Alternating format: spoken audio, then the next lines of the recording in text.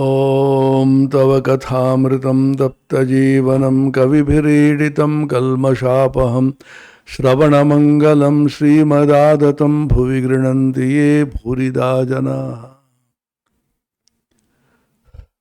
Sri Sri Ramakrishna Kathamrita, the Gospel of Sri Ramakrishna. Dakshineshware Thakur Sri Ramakrishna, Tritiya Darshan. Sri Ramakrishna at Dakshineshwar, the third meeting of M, the record of the Gospel, with Sri Ramakrishna.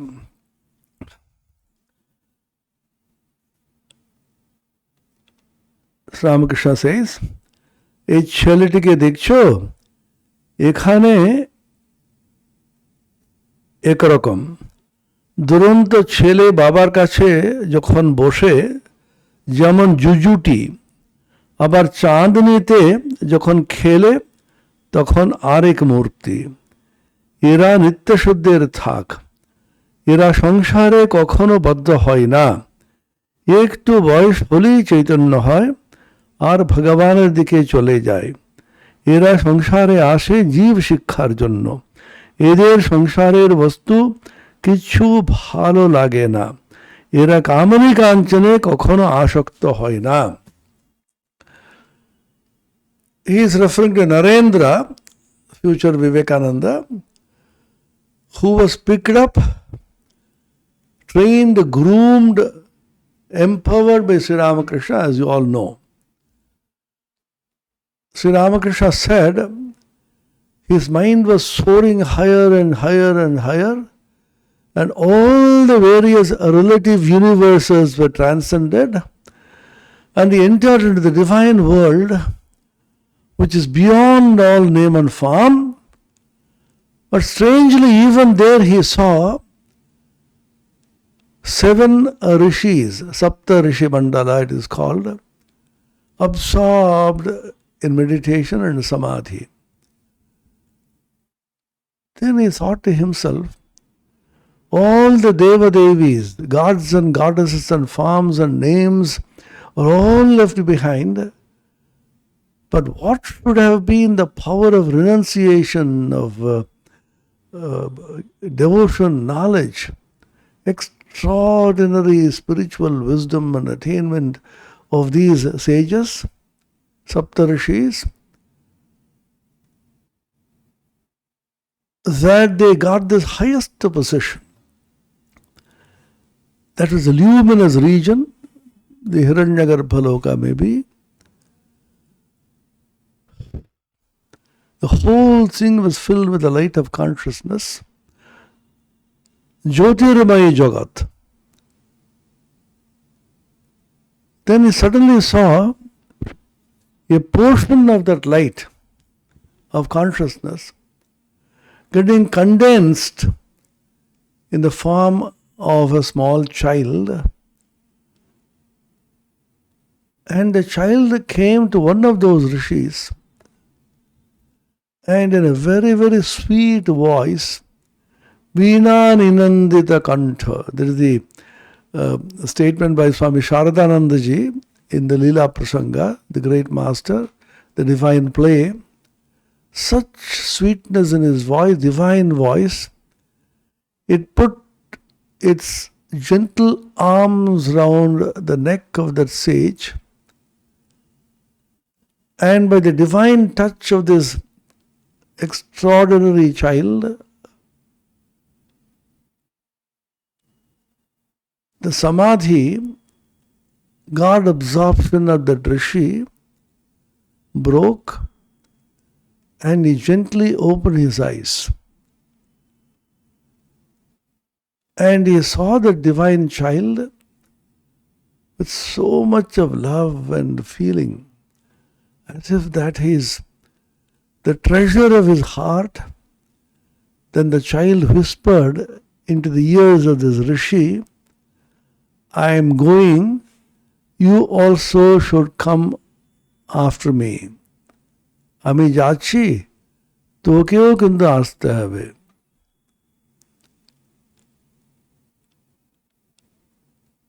The rishi, as it were, smiled in assent and again got absorbed in the divine consciousness. Sri Ramakrishna said, when I met Narendra for the first time, I could recognize him to be that divine Rishi, one of the Sapta Rishis. It is mentioned by the translator into English of the Gospel of Ramakrishna originally, Swami Jagadananda ji, with the help of Swami Satswarupananda,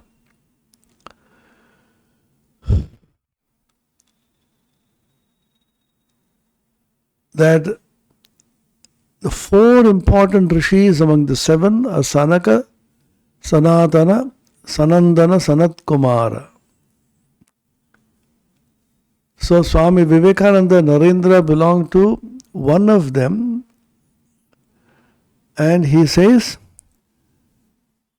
a portion of the consciousness of that Rishi embodied as Narendra. That also only a portion. Later on, Sri Ramakrishna said, the divine child was he himself. What to make of such visions is very difficult to understand. We just get flabbergasted. Either we say all these only stories, imaginations, then we can ask a counter question to these non-believers. The world that you see, is it true? Is it imagination or real? The dreams that you see, are they real or imaginary? The body which you are so fond of, which you pamper every moment, the mind which you think is so good and so brilliant, and you crave for recognition, for prizes and awards, is all this true and real that you say that these divine visions are unreal? We can't make any positive, definitive statement about these visions at all. They are not logical, but they transcend logic without contradicting logic. Swami Vivekananda famously said, truth does not contradict reason but transcends reason. Our logic of the human mind is so very limited.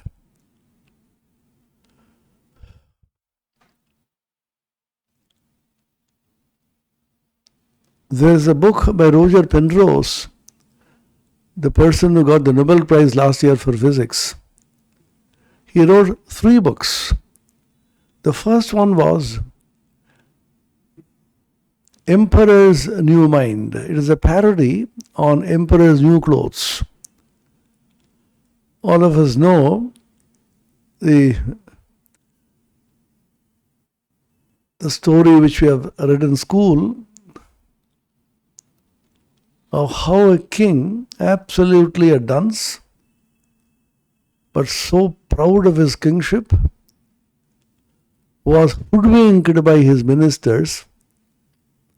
Oh king, you look so extraordinarily beautiful, handsome. So we will get a special kind of dress made for you so that your beauty is enhanced. Then they brought somebody, and that kind of a magician kind of tailor, he saw some gestures and so on and clothed him, and the king was completely disrobed, and he was made to put on this new kind of a robe, which is actually nothing. And the king was paraded. Everybody saw, oh wonderful, this new robe fits the king so well. His Majesty. A small kid and said, hey, Raja Ulango, the Raja is disrobed. He has no clothes at all in his body. This is the story. As a parody to this Emperor's New Clothes, he says Emperor's New Mind. This is a severe criticism of the artificial intelligence. Huge debate is going on now in the world of computer science, whether the human mind and human brain can be completely replaced by the computer brain. Can all the functions of the human mind be performed by artificial intelligence? Those who believe in the power of artificial intelligence called AI, strongly, they're called strong AI believers. They are also weak AI. They say perhaps it is possible, but it can't completely take over, and so on. So Roger Penrose is severely critical of the strong AI people who swear that a time will come that the human intelligence can be completely replaced by artificial intelligence. We are already seeing the signs, they say. Smart rooms and smart homes have become a reality. What we call the IoT, Internet of Things. From anywhere you can operate, close, open, windows, fans. The moment you get up in the morning, even up to your coffee maker, which is smart, exactly knows how much of coffee you need, what is the temperature, what is the sugar level that you need, and your virtual servant brings it to you. In a rush, you have gone to the airport to catch a flight, and there in the airport you remember you have forgotten to switch off the fans and the lights and perhaps the electrical heater. So from there you send a signal through internet, will switch off all this. Got Internet of Things, IoT. These have almost become a reality. These artificial intelligence people said, give me some more time. A time will come when we will achieve this. Roger Penrose begins this book with a prologue, which is very interesting. Just like the kid who cried, the king is completely disrobed. Raja Ulango. He tells a very interesting story, which is imaginary, of course. A super computer is going to be inaugurated. The computer is almost omniscient, sarvagya, answer any question put to it in nanoseconds and microseconds. And the maker of this computer, the scientist, proudly talks about the great qualities of this super intelligence, omniscience as it were. Technocrats are present, scientists are present, politicians are present. A huge gathering in the hall, and the inventor announces, ladies and gentlemen, we have before us a near omniscience, a super computer, which can solve any problem, answer any question in not only seconds, nanoseconds, microseconds. Come on.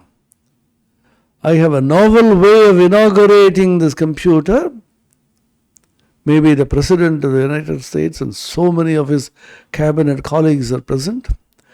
I want to have a novel way of inaugurating this computer, super computer. What is that? One of you from the audience will put the first question. That is the inauguration. Nobody dared open their mouths. But who will appear to be stupid before this infinite intelligence before them? Again, a small kid, innocent, simple. Sir, I will put the first question, sir. Everybody laughed aloud. He is only a boy. He does not know. He is a kid. Let him display. He is not worried about being branded a dunce or a dull boy. He is so simple, innocent. Come on, boy, my dear kid. Throw the first question. The kid smartly got up and said, my question to the computer is, how does it feel to be a computer? The computer started calculating, and several budgets, the lights were burning, 10 minutes, 15 minutes, half an hour, 1 hour. At the end of which he said, I do not know. There are peals of laughter everywhere.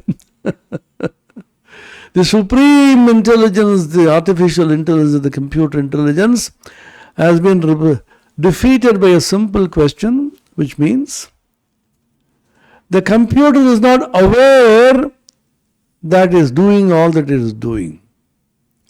This is the crux of the whole thing in Vedanta. Vedanta says consciousness is that which is aware of things outside, objects, it itself being the eternal subject, and the awareness of the subject of itself is the special quality of consciousness, Chaitanya, self-awareness. That means the object and the subject coalesce, as it were. Since the subject cannot be objectified, it is a subject, as it were, falling back upon its own self, realizing itself not as an object, but as an eternal subject, knowing itself, as it were, through a coalescing of the subject and the object, thereby transcending both the subject and the object, and realizing itself, as it were, as a subject-objectless mass of consciousness. Swayamevatmanatmanam vettatvam purushottama. In the Bhagavad Gita, Arjuna says, you, O Purushottama, the Supreme Being, you alone can know yourself by yourself. This is the quality of Chaitanya or consciousness which this computer cannot possess. It does everything without being aware that it is doing it. It is made to do it by consciousness.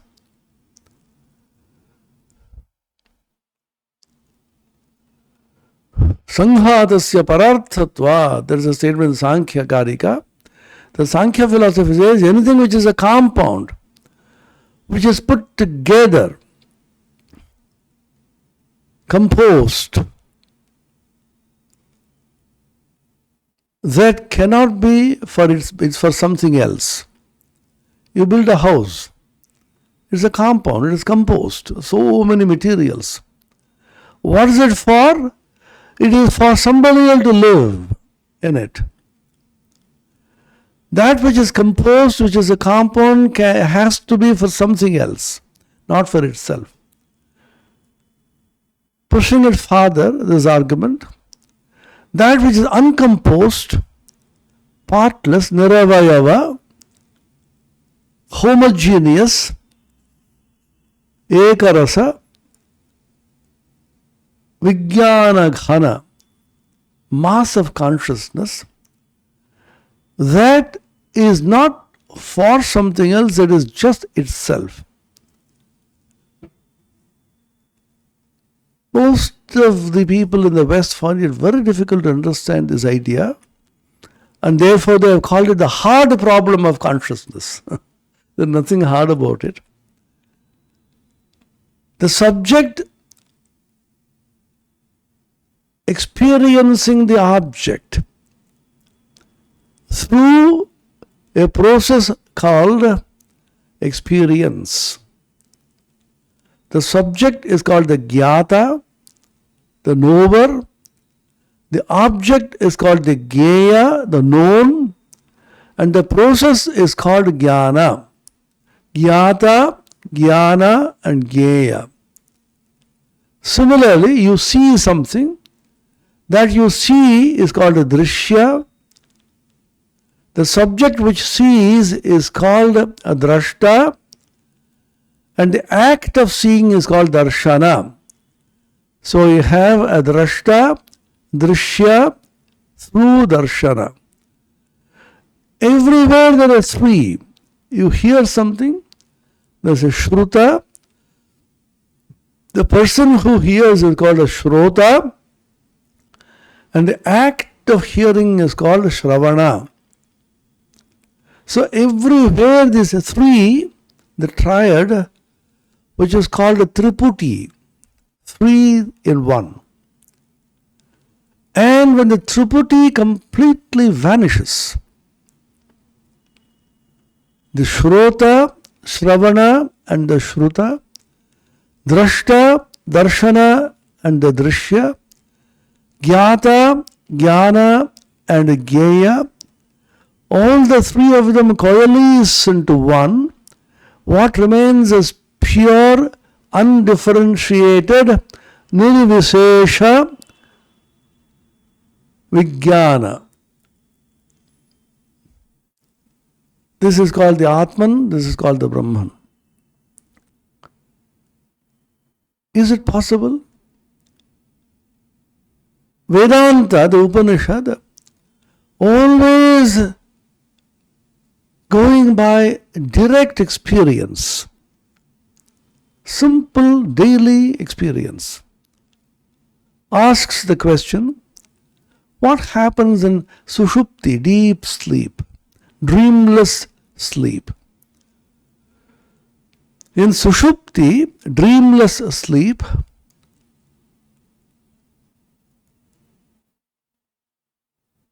you experience nirvishesha jnana. There is no Gyata, Gyeya and Jnana. Triputi vanishes. But ignorance remains. But you have a glimpse of that experience and the possibility of the vanishing of the Triputi or coalescing of the Gyata, Gyeya and Jnana into one mass of consciousness is directly experienced and therefore established as possible experience. So the Mandukya Upanishad calls it Prajnana Ghana. It beautifully analyzes the three states of experience. The waking state experience in which you see outside objects as a Vishaya, and the dream state experience when you experience the objects inside, subtle objects,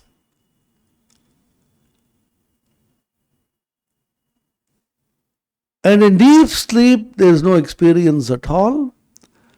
The experiencer and the experience and the experienced, all of them coalesce into one mass.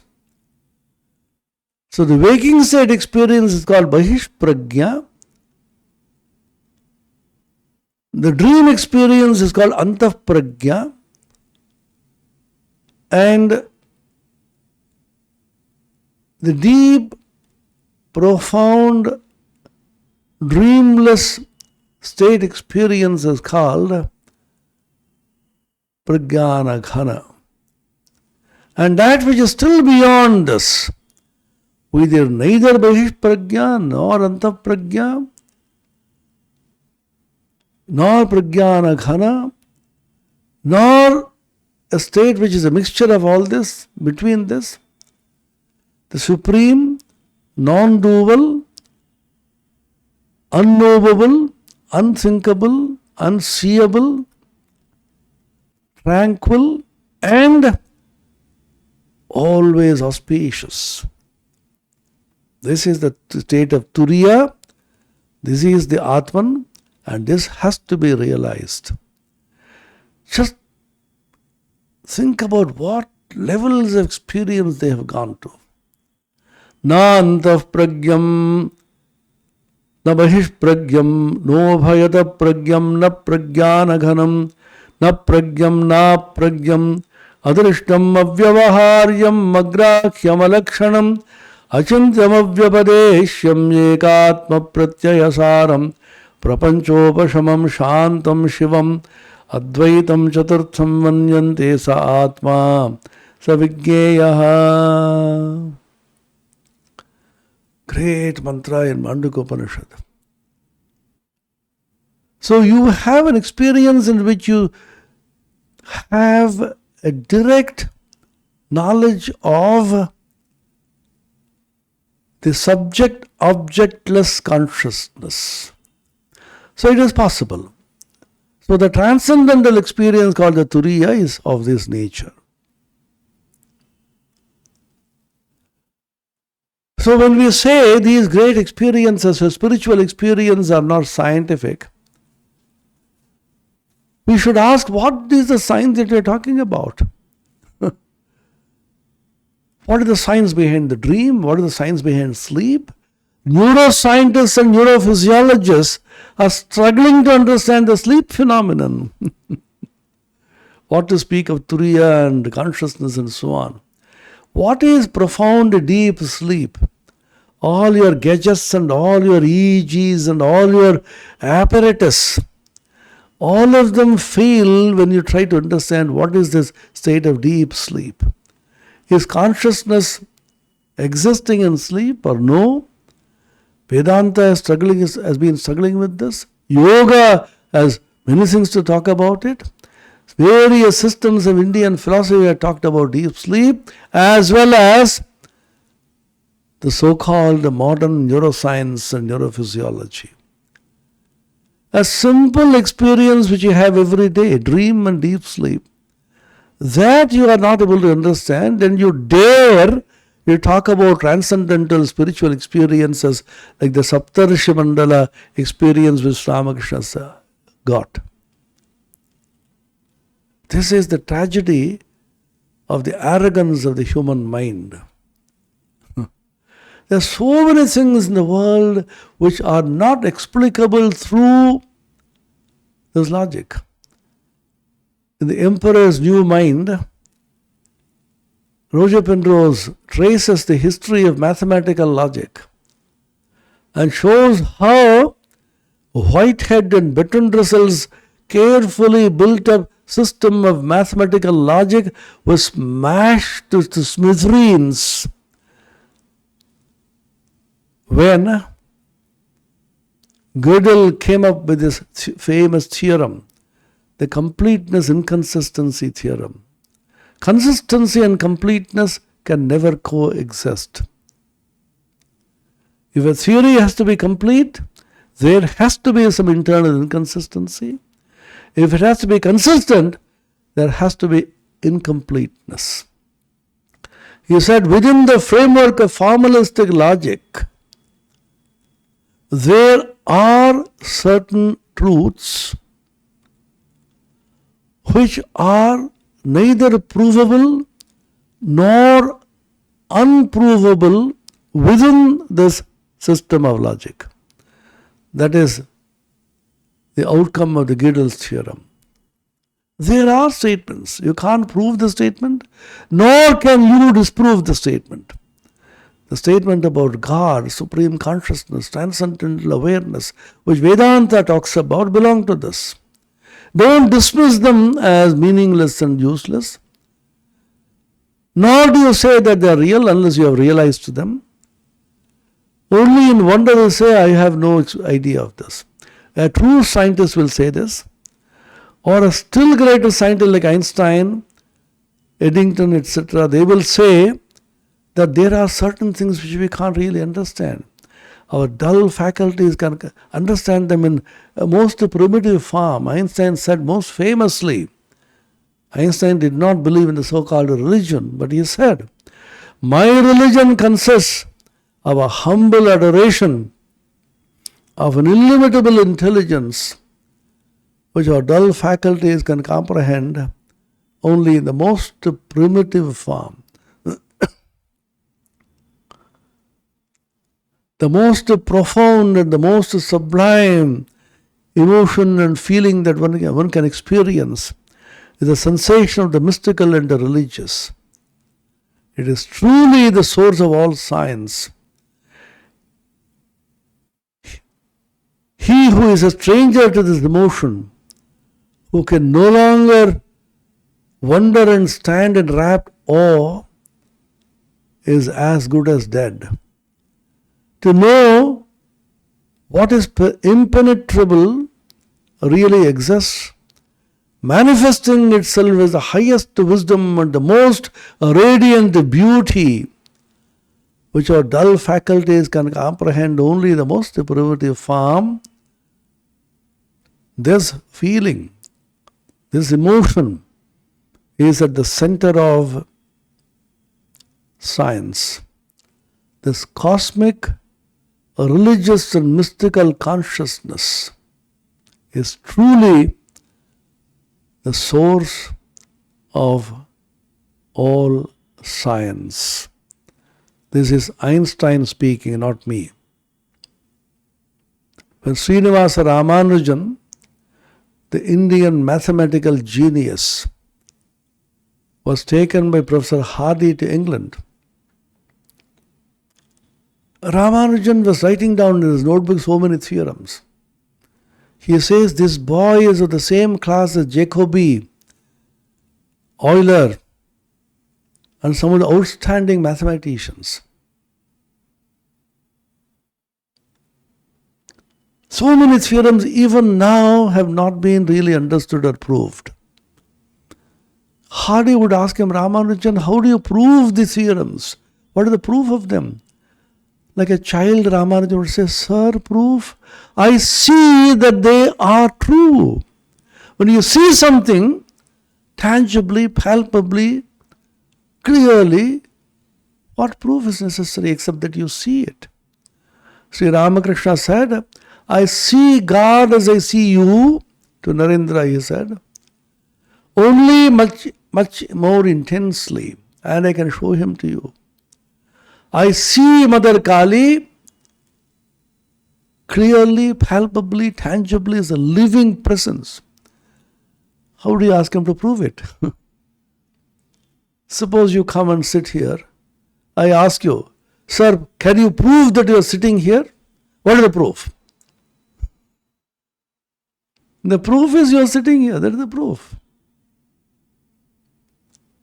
So pratyaksha does not require any proof. You may say it is misleading, but if it is felt, realized by hundreds of thousands of saints of the same class, down the centuries and millennia, across all religions, and documented in the Bible, in the Quran, in Torah, of course in the Vedas and the Upanishads, what will you say for this? It has to be scientific because it is experienceable by anybody, anytime and any place. Then Hardy asked him, how do you get these theorems? Where do you get them from? Like a shy boy, Ramanujan said, that's a secret. I worship a goddess, a Devi, in my hometown called the Namakkal, Namagiri. Namagiri Devi. She comes in my dreams and dictates these theorems to me. I get up in the morning and note down. Hardy was simply stunned. Sarcastically he said, but unable to disbelieve.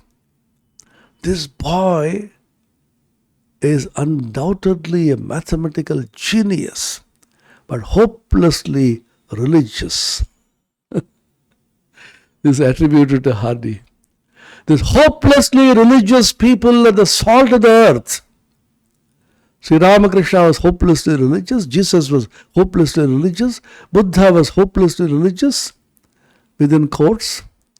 Only such people who transcend reason and logic do not care for putting their realizations in the framework of the so-called logic of the lower human minds.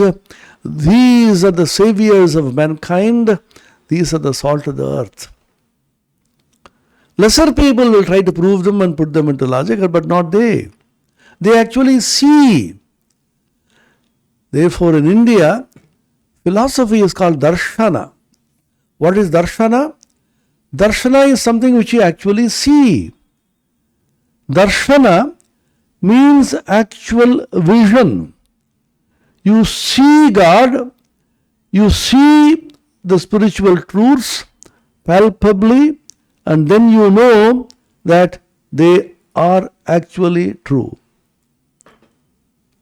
You don't have to believe, you actually see. Swami Vivekananda once said, do not seek God, see Him. Because He is present there before you. God is palpably, tangibly present before you. You see Him.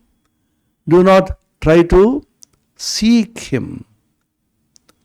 So this experience of the Saptarshi Mandala is something which we can't really understand, but we can't dismiss it as something which we do not know.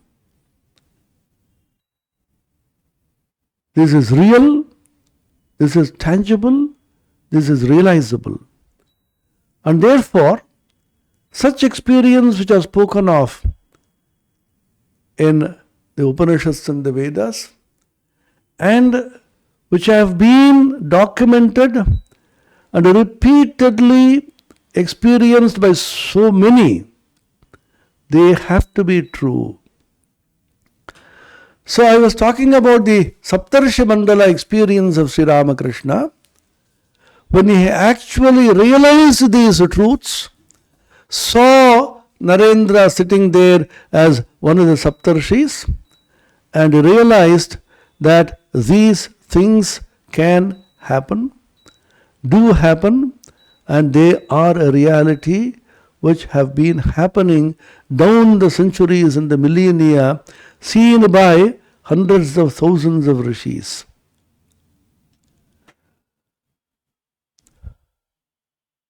So that's so much for Narendra.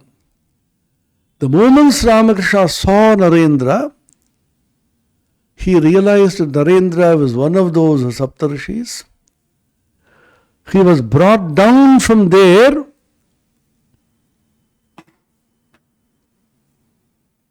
for the sake of helping humanity. Once again, let us read this in the light of this discussion. Era Nitya Shuddher Thak. Sri Ramakrishna humorously says, so look at this boy.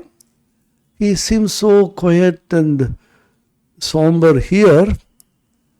When a little child is in the presence of his father, he appears so innocent and mild.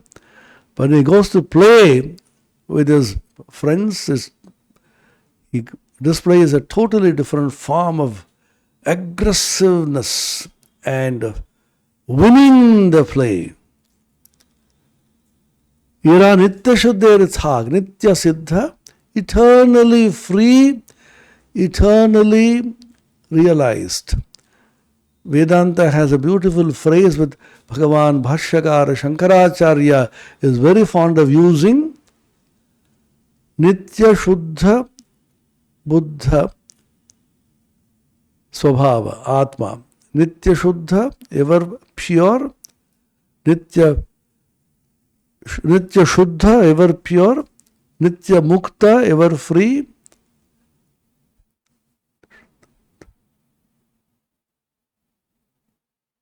Nitya Shuddha, Mukta. They can never be bound. awakened Buddha. Nitya Buddha, Nitya Shuddha, Nitya Mukta. They can never be found, they were never bound. They are always eternally free. They assume the bondage of the body as it were in order to liberate humanity from bondage. এরা নিত্য শুদ্ধের থাক, এরা সংসারে কখনো বদ্ধ হয় না. They never get bound to the samsara or the relative transmigratory existence. একটু বয়স হলেই চৈতন্য হয়. The moment they come of age, they immediately realize the evanescence and the ephemerality of this world and cut off from this and fly away. আর ভগবানের দিকে চলে যায়. এরা সংসারে আসে জীবশিক্ষার জন্য. Then why do they come to this world? Jiva Shiksha, that means for teaching humanity. Unless God comes down as man, how can man ever realize the true nature of God? So these ever-free souls come down to the world of relativity in order that human beings can be lifted up to this world of transcendent and absolute.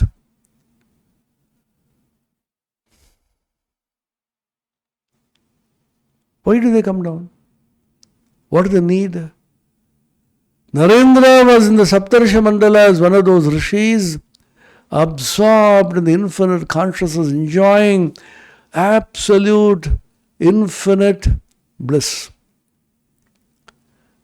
Why did he come down, suffer so much, face any number of insults and calumnies, misunderstood?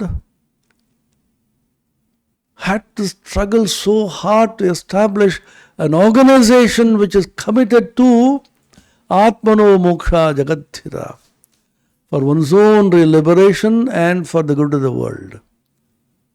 Why did he do this? A person who is immersed in the infinite. The only answer which can be given, Ala Buddha, Maha Karuna, great compassion. It is compassion which brings them down.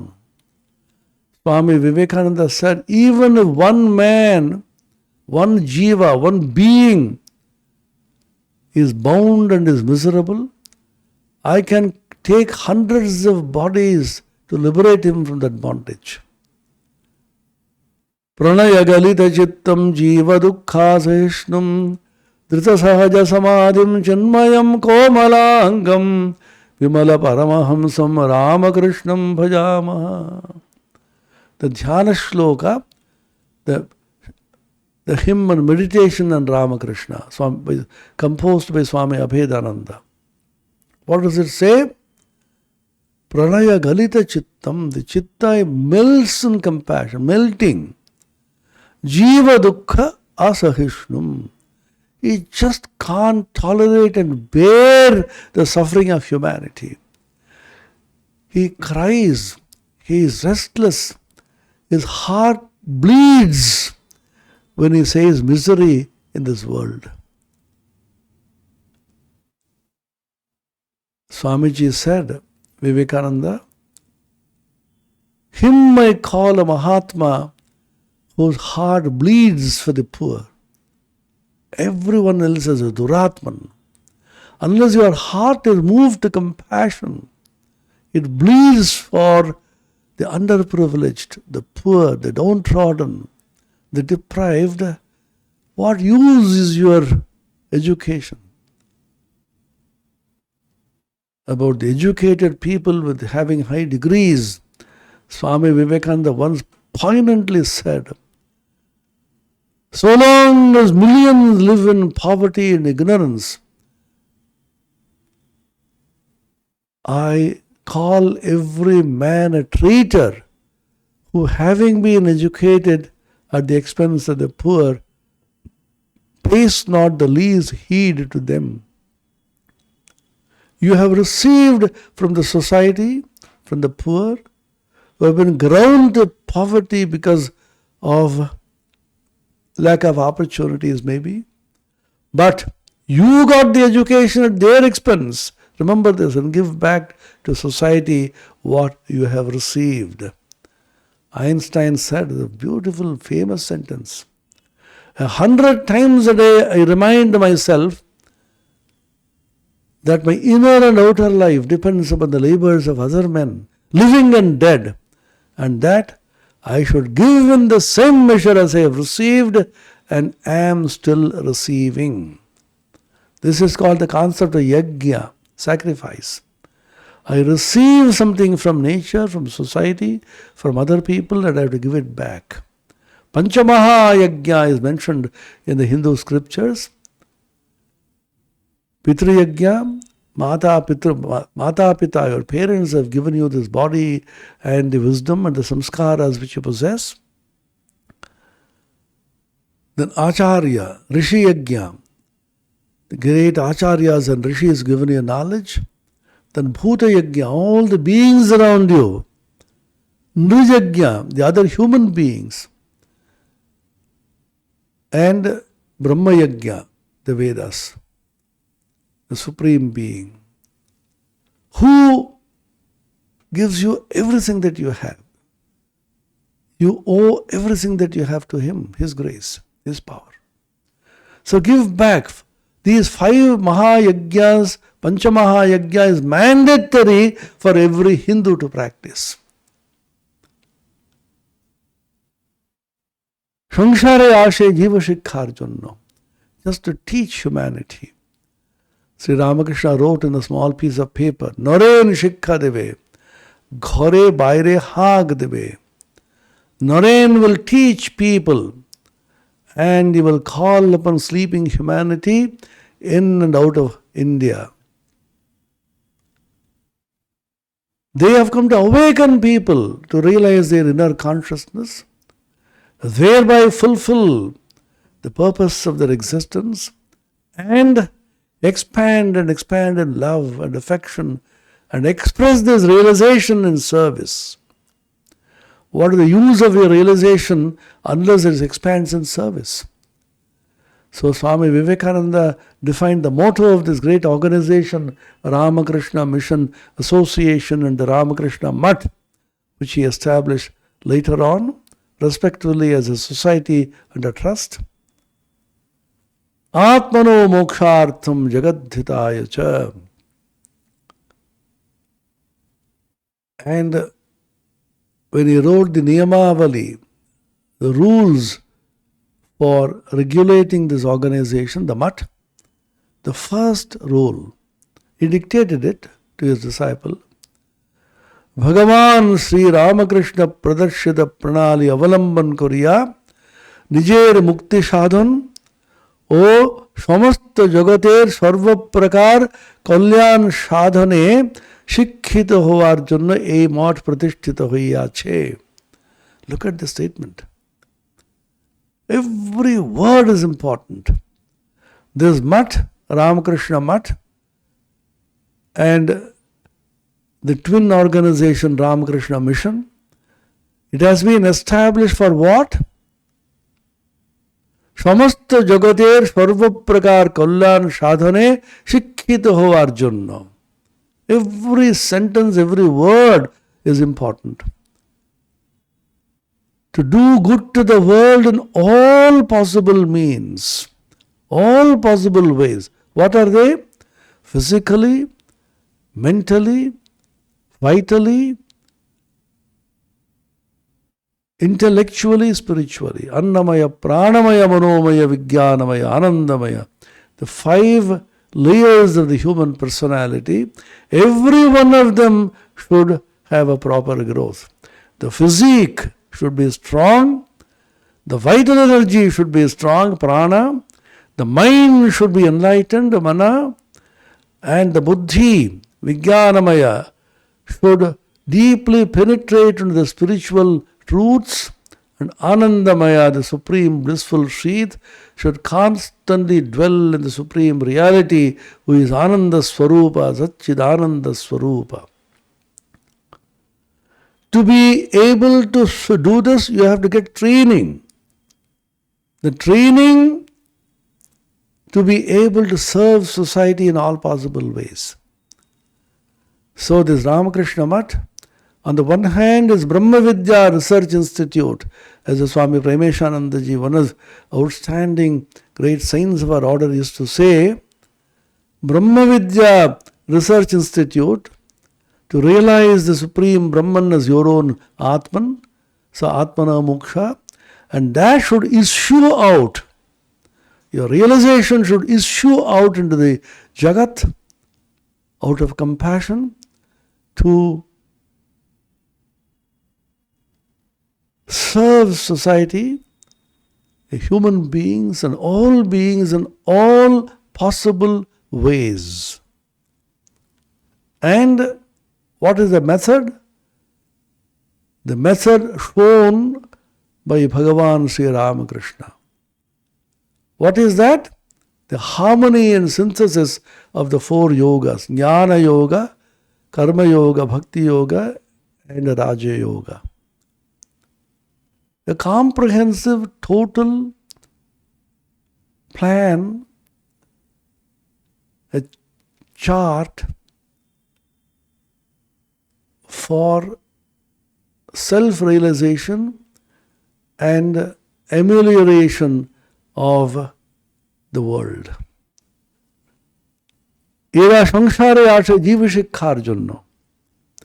এদের সংসারের বস্তু কিচ্ছু ভালো লাগে না। এরা কামনী কাঞ্চনে কখনো আসক্ত হয় না। They never get caught into samsara, the world, and none of the things in the world really attract them. Why? Because it's all evanescent, unreal, fleeting, changing all the time.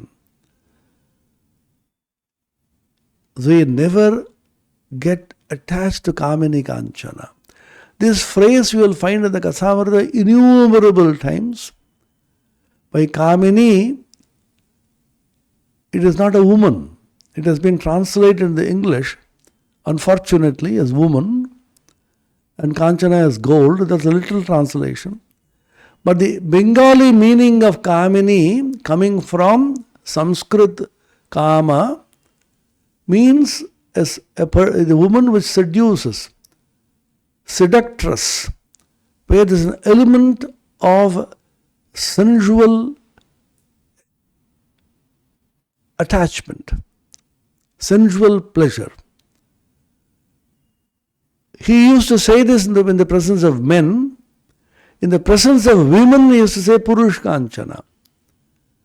That means the sensual attraction between a man and a woman is responsible for getting caught into samsara. The entire world is being run through this. Freud was, in a sense, right when he said the libido, the sensual attraction, is the basis of all the worldly transactions and attachment to money, possessions. If these two are eliminated, you have nothing in the world to be attracted to. So, therefore, he preached the Kamini Kanchana Tyaga, renunciation of woman and gold, renunciation of lust and greed. It is better to put lust and greed. Kama and Lobha. Shadarupu, 6 terrible enemies are spoken of in Vedanta. Kama, Krodha, Lobha, Moha, Mada, Matsarya. How beautifully they classified the whole thing. Kama, lust, sensual pleasure, passion. Krodha, anger, which comes when Kama is stopped. Fulfillment of Kama is stopped, then it turns into anger, Krodha. Lobha, greed. I want more, I want more. I have everything, but still I want more. Mada, pride, arrogance, self-opinionation, lobha, kama, krodha, lobha, moha, delusion, lack of viveka, lack of discernment, lack of understanding, lack of propriety, matsarya, jealousy, envy.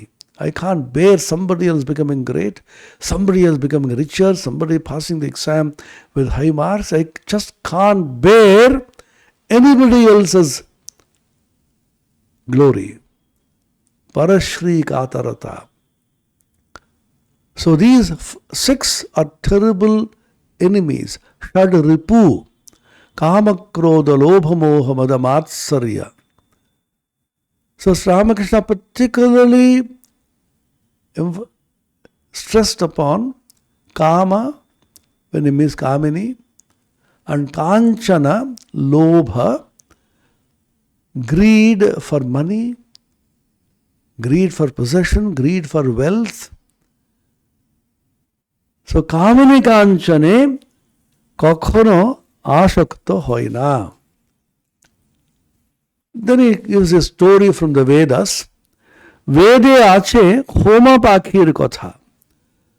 Khub uchu akashe she পাখি থাকে, সেই আকাশে ডিম পাড়ে, ডিম পাড়লে ডিমটা পড়তে থাকে, কিন্তু এত উঁচু যে অনেক দিন থেকে ডিমটা পড়তে থাকে। ডিম পড়তে পড়তে ফুটে যায়, তখন ছানাটা পড়তে থাকে, পড়তে পড়তে তার চোখ ফুটে আর দানা বেরোয়।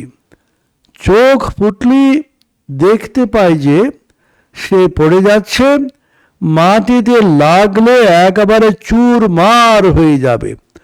তখন সে পাখি মায়ের দিকে একেবারে চোঁচা দৌড় দেয় আর উঁচুতে উঠে যায়। What a beautiful storyteller Ramakrishna is. Vede ache Homa Pakhir Kotha.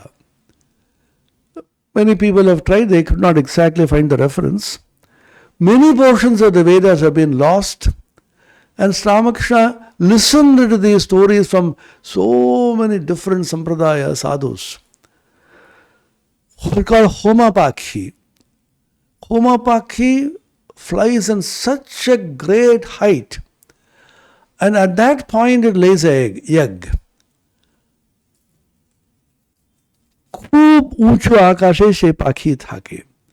That bird flies at a very, very high altitude. সেই আকাশেতে ডিম পাড়ে। It lays an egg at that height. ডিম পাড়লে ডিমটা পড়তে থাকে। And this egg keeps falling. কিন্তু এত উঁচু যে অনেক দিন থেকে ডিমটা পড়তে থাকে। But the altitude, the height is so much, this egg keeps on falling for days and days upon end. ডিম পড়তে পড়তে ফুটে যায়. And the egg falling for days together slowly gets hatched. তখন ছানাটা পড়তে থাকে.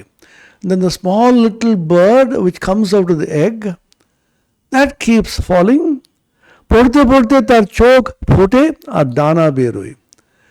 Then still it is falling because it's such a great height. The little bird slowly develops eyes and wings. চোখ ফুটলি দেখতে পায় যে সে পড়ে যাচ্ছে, মাটিতে লাগলে একেবারে চুরমার হয়ে যাবে। Then it opens the eyes and sees it is falling down at a terrible speed. And the moment it hits the ground, it will be smashed to pieces. তখন সে পাখি মার দিকে একেবারে চোঁচা দৌড় দেয় আর উঁচুতে উঠে যায়। Then immediately realizing the terrible catastrophe it will befall this little bird, if it hits the ground at such a terrible speed, it immediately turns back starts flying to its mother. The mother bird, it is flying at such great height. These are the people called Nitya Siddha, Ishvara Koti,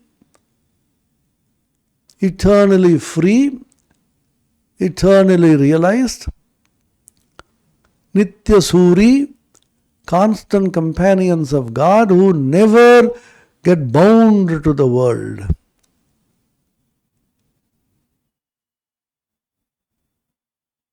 They appear to come to the world, the human body, but the moment they realize that the world is temporary and the world is evanescent and transparent, their whole mind gets absorbed in the infinite consciousness of the real father and mother, which is God Himself, and by His command they work. Ishvara Radesh. By the special command of God, as Sri Ramakrishna commanded Narendra, Swami Vivekananda, you have realized the highest truth in Nirvikalpa Samadhi, then that experience, that great blissful experience will be locked up in a box and the key will be with me. When you are finished with my work, which is the same as a mother's work, the lock will be opened and it shall be given back to you. By command of God, they again start working in the relative world. The same thing happened to Sri Ramakrishna also. When he is absorbed in the Nirvikalpa Samadhi for 6 full months, completely unconscious of the outside world. At the end of which, he heard the voice of the Divine Mother speaking from within him, as it were, Tui bhava mukhe thak, Tui bhava mukhe thak, Tui bhava mukhe thak. 3 times it said, remain in bhava mukha, remain in bhava mukha, remain in bhava mukha. That means, don't get completely absorbed in the infinite and the absolute, or merge in it, or live in a plane which is the borderline between the infinite and the finite, absolute and the relative, transcendental and the immanent, and bring the message of the infinite consciousness to the finite world of beings who are suffering terribly in this mess. This message is called the gospel. Gospel means a good message. So they bring the gospel of the supreme reality of the transcendental consciousness to the relative world. They are called messiahs, they are called prophets, they are called avataras, and the avataras bring with them Ishvara Kotis, Nitya Siddhas as their companions, one of whom the most predominant and the prominent was Swami Vivekananda. Narendra Uthiya Gelen. When Sri Ramakrishna went on praising Narendra this way, Narendra quietly left the place. Om Niranjanam Nityamanantarupam Bhaktanukampadhrita Vigraham Vai Ishavataram Parameshamidyam Tam Ramakrishnam Shirasa Namamaha. Om Shanti Shanti Shanti Harihi Om Tat Sat Shri Ramakrishna Arpanamastu.